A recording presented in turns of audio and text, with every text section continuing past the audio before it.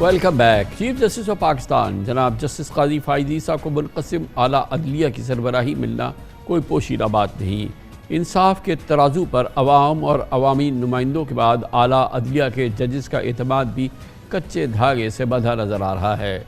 منصف خود انصاف کے طلبگار ہیں اور اسلام آباد ہائی کورٹ کے ججز کی شکایات پر از خود نوٹس کی سماعت میں کل ہی اعتماد بحالی کے لیے چیف جسٹس قاضی فائز عیسیٰ کی دفاعی پوزیشن کا تاثر سامنے آیا، جبکہ کل ہی chief justice Peshawar high court justice Muhammad Ibrahim Khan نے نئے چیف جسٹس جناب قاضی فائز عیسیٰ کو ایک خط لکھ کر نیا پینڈورا باکس کھول دیا۔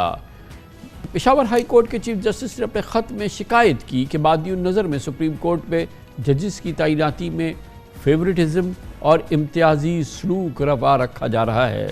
دراصل سپریم کورٹ میں چیف جسٹس سمیت 17 ججز کی تعداد مقرر ہے اور 1996 کے الجہاد ٹرسٹ کے فیصلے میں سپریم کورٹ یہ تعین کر چکی ہے کہ ججز کی آسامیوں پر تقرری میں 30 دن سے زیادہ وقت نہیں لگنا چاہیے، مگر سابق چیف جسٹس عمر عطا بدیال کی سبکدوشی، جناب جسٹس اعجاز الاحسن کے استعفے، سابق جج مظاہر اکبر نقوی کی برطرفی اور جسٹس سردار طارق مسعود کی ریٹائرمنٹ کے بعد 4 خالی آسامیوں میں سے صرف ایک آسامی پر سابق chief justice Balochistan high court justice Naeem Akhtar Afghan کا تقرر کیا گیا ہے اور تقریباً 3 ماہ سے عدالت عظمیٰ مقررہ 17 ججز کے بجائے 14 ججز کے ساتھ کام کر رہی ہے۔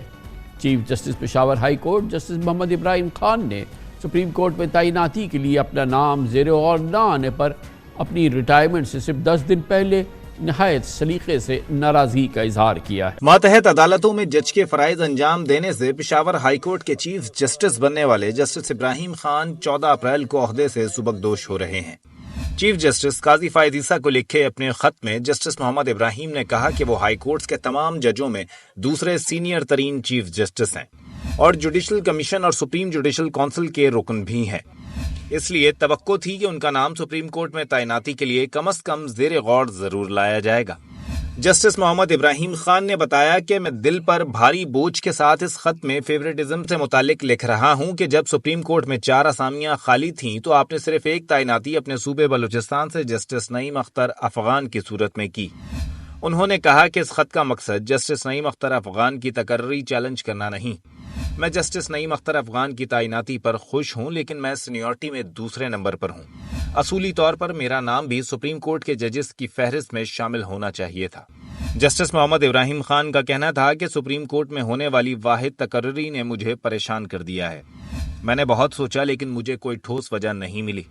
جسٹس ابراہیم خان نے کہا کہ میں کسی فیصلے کو چیلنج نہیں کر رہا، بلکہ اس خط کے ذریعے اس طرف توجہ دلانا چاہتا ہوں اور پوچھنا چاہتا ہوں کہ کیا وجہ تھی کہ 4 آسامیاں خالی ہونے کے باوجود صرف ایک تعیناتی کی گئی۔ انہوں نے کہا کہ اس وقت ویسے بھی سپریم کورٹ میں بلوچستان سے 3 اور خیبر پختونخوا سے صرف 2 ججز ہیں۔ جسٹس ابراہیم خان نے لکھا کہ سپریم کورٹ میں تعیناتی کے لیے میرے ایسے مراسم نہیں جو ایسے موقع پر کام آتے ہیں۔ جسٹس ابراہیم خان نے اپنے خط میں چیف جسٹس قاضی فائز عیسیٰ کے جولائی 2022 میں سابق چیف جسٹس عمر عطا بدیال کو میرٹ پر تعیناتیوں سے متعلق خط کا بھی حوالہ دیا اور لکھا کہ مجھے توقع ہے اس خط کے بعد آپ میرے خلاف نہیں ہو جائیں گے، کیونکہ آپ خود خطوط لکھ کر امتیازی سلوک اور ججز کی میرٹ پر تقرری کے لیے آواز اٹھاتے رہے ہیں۔ یقیناً سپریم کورٹ کے چیف جسٹس صاحبان کو خطوط کے ذریعے شکایات و تحفظات درج کرانا اور ان خطوط کی میڈیا تک رسائی ماضی قریب میں روایات میں بالکل نمایاں رہی ہے۔ سابق چیف جسٹس آصف سعید کھوسہ، سابق چیف جسٹس گلزار احمد، سابق چیف جسٹس عمر عطا بدیال کے نام اعتراضات بھرے خطوط عدالتی تاریخ کا حصہ ہیں۔ مستعفی سینئر جج جناب جسٹس اعجاز الاحسن اور حالیہ برطرف جج مظاہر اکبر نقوی نے بھی 5 ماہ قبل چیف جسٹس قاضی فائز عیسیٰ اور سپریم جوڈیشل کونسل کو متعدد خطوط لکھے۔ جناب جسٹس قاضی فائز عیسیٰ عہدہ سنبھالنے کے بعد یہ امید پیدا ہوئی تھی کہ شاید اعلیٰ عدلیہ کے ججز کے اختلافات دور ہو جائے، یہ کم از کم عوامی سطح پر ان کی تشہیر نہ ہو، مگر ایسا نہیں ہو سکا۔ گمان ہے کہ جسٹس قاضی فائز عیسیٰ کے بقیہ 7 ماہ کے عہد میں بھی اعلیٰ عدلیہ کے درمیان آئینی، قانونی اور نظریاتی طور پہ خط تنسیق نمایاں رہے گی۔ اس اہم ڈیولپمنٹ پہ بات کرنے کے لیے ہمارے ساتھ موجود ہے پاکستان کے نامور سینئر قانون دان جناب بیرسٹر صلاح الدین، جو سابق صدر بھی ہیں سپریم کورٹ بار ایسوسی ایشن کے۔ بہت بہت شکریہ بیرسٹر صلاح الدین احمد صاحب، آپ نے ہمیں جوائن کیا ہے۔ آپ نے chief justice Peshawar high court Ibrahim Khan صاحب کا خط دیکھا، اس کی تشہیر ہو چکی ہے، بہت ہی کلیدی پوائنٹس انہوں نے اٹھائے ہیں اور بہت ہی بٹر نظر آتے ہیں اس پوری صورتحال میں. وہ کہتے ہیں فیورٹزم ہوا ہے یا یہ کہ میرٹ کی پاسداری نہیں ہو رہی ہے. کسی چیف جسٹس کے حوالے سے یہ گفتگو دوسرا چیف جسٹس کرے, بہت بڑی ڈیولپمنٹ ہے. جی شکریہ کامران صاحب. میں نے وہ خط تو دیکھا ہے. میں سمجھتا ہوں کہ اس خط کے دو اسپیکٹس ہیں. ایک تو جہاں چیف جسٹس ابراہیم خان صاحب کی جو اپنی ذاتی شکایت ہے کہ ان کو سپریم کورٹ میں کنسیڈر کرنا چاہیے تھا ایلیویشن کے لیے, وہ جو شکایت ہے انہوں نے کہا کہ میں سینئر ترین چیف جسٹسز میں سے ہوں تو اس لیے مجھے کنسیڈر کرنا چاہیے تھا. یہ اور نیچرلی وہ اگلے 7 یا 8 دن میں ریٹائر ہو رہے ہیں ایز اے ہائی کورٹ جج, تو نیچرلی ایک اس چیز کی بھی شاید انہیں تکلیف ہو. مگر دیکھیں وہاں وہ والا جو ایشو ہے اس میں یہ بھی ہے کہ انہوں نے نعیم اختر افغان صاحب کا بھی ذکر کیا.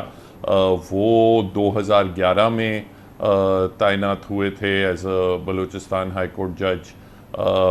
یہاں جسٹس ابراہیم صاحب جو تھے وہ 2016 میں ایلیویٹ ہوئے تھے ایز اے ہائی کورٹ جج. اور دیگر ہائی کورٹس میں سندھ ہائی کورٹ میں شاید 13 جج صاحبان جو ہیں وہ 2016 سے پہلے اپوائنٹ ہوئے ہیں. لاہور ہائی کورٹ میں کچھ 17 ایسے ججز ہیں.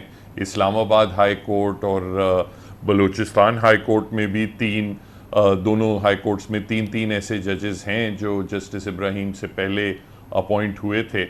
تو وہ تو ان کی آبجیکشن جہاں تک ان کی اپنی اپوائنٹمنٹ کی بات ہے وہ تو آئی ڈونٹ نو اس میں کتنا میرٹ ہے یا کتنی اسٹرینتھ ہے. مگر ایک لارجر ایشو ضرور ہے جس کا بارہا مطالبہ کرتی رہی ہیں کہ سپریم جوڈیشل کاؤنسل میں جو ججز کی تعیناتی کا جو پروسیس ہے اس کے پراپر رولز فریم ہونے چاہیے, اور بالخصوص سپریم کورٹ کی ایلیویشنز میں کلیئرلی ڈیفائن ہونا چاہیے. اس میں یہ ایشوز ریزالو ہونے چاہیے کہ سینیورٹی کو اگر مد نظر رکھنا ہے تو کس حد تک رکھنا ہے, کس حد تک آپ اس سے ڈیویٹ کر سکتے ہیں, میرٹ کا جائزہ کیسے لیا جائے گا, ان تمام چیزوں پہ. پھر یہ والے ایشوز کہ یہ والی بھی بات ہوئی کہ خیبر پختونخوا سے اتنے ججز ہیں تو سندھ سے اتنے ججز ہیں, پنجاب سے اتنے ججز ہیں. اس چیز پہ بھی کوئی کلیئرٹی آنی چاہیے کہ سپریم کورٹ میں ہر صوبے کی کتنی نمائندگی ہوگی, کوئی منیمم ریپریزنٹیشن ہوگی یا کوئی کوٹا ہوگا. یہ آپ نے بالکل بجا فرمایا.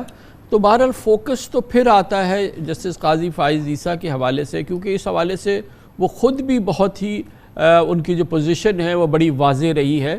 اور اس میں بہرحال سوال تو یہ ہے کہ یہ جو اصول وضع کرنے کی ہم طویل عرصے سے بات سن رہے ہیں, بارز کہہ رہی ہے کہ وضع کریں کہ کس طرح سے سپریم کورٹ میں ایلیویشن ہوگی, کس طرح سے سپریم جوڈیشل کاؤنسل کی میں پوزیشننگ ہوگی.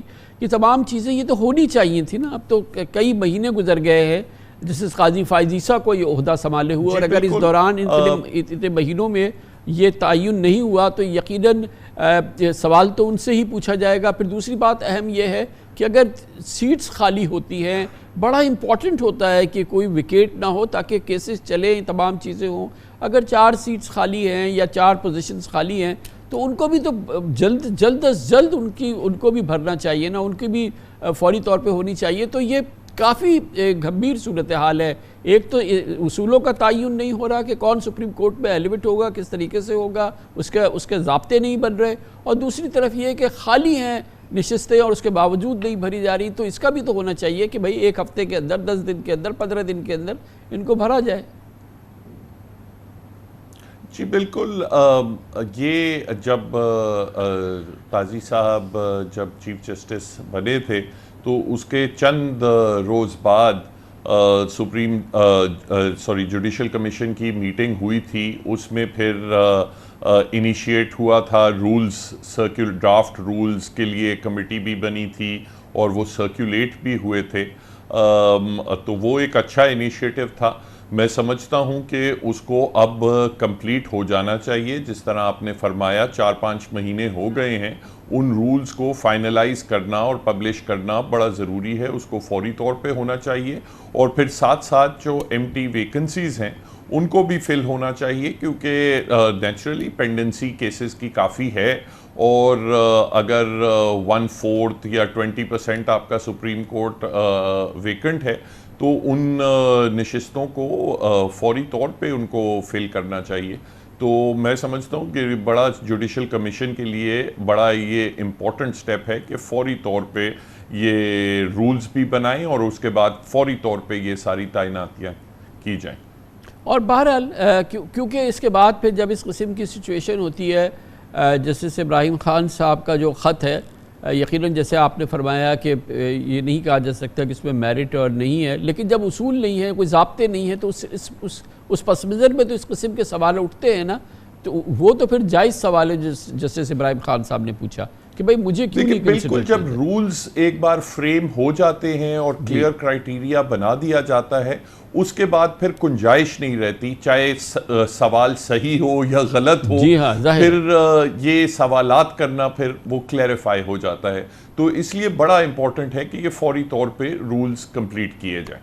بڑی نوازش. بہت بہت شکریہ بیرسٹر صلاح الدین احمد ہمارے ساتھ تھے, سابق صدر سندھ ہائی کورٹ بار ایسوسی ایشن. اس کے ساتھ ہی ہمارے آج کے پروگرام کا اختتام ہوتا ہے. کل آپ سے پھر ملاقات ہوگی انشاءاللہ. کل تک کے لیے کامران خان کو اجازت. اللہ حافظ.